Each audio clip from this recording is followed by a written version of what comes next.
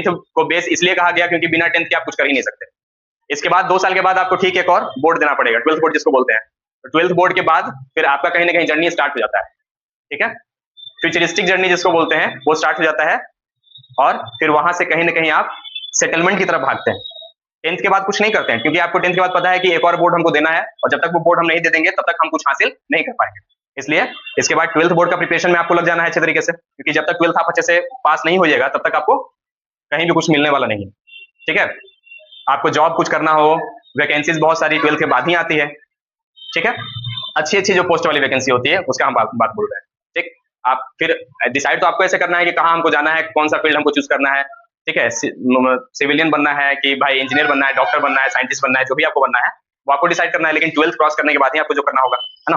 तो टेंथ आपका clear almost हो ही चुका है, एग्जाम होने वाला है, 17 फरवरी से एग्जाम है, अच्छे से एग्जाम दीजिए, ठीक है।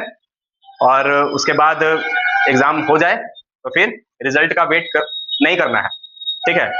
आमतौर पे क्या होता है कि बच्चा एग्जाम देने के बाद बैठ जाता है, मस्ती करने लग जाता है, रिजल्ट का वेट करता है कि जब तक रिजल्ट नहीं आएगा तब तक हम क्या ही करें। ऐसा नहीं करना है, एग्जाम दे दो, एग्जाम खत्म हो जाए, फिर आपको 11th का सिलेबस धीरे धीरे थोड़ा थोड़ा देखना है, ठीक है। कहीं भी आप पढ़िएगा, किसी भी इंस्टीट्यूट में पढ़िएगा, किसी भी टीचर से पढ़िएगा, किसी भी जगह जाके पढ़िएगा, लेकिन आपको सिलेबस तो वही पढ़ना है, इसलिए टाइम वेस्ट करने से कोई फायदा नहीं है। इसलिए मेरी सलाह मानो, जैसे ही एग्जाम हो जाए उसके बाद थोड़ा सा गैप लेकर के फिर आप 11 12 का प्रिपरेशन शुरू कर दीजिएगा, ठीक है। चलिए, ठीक है, all the best for your future and your board exams.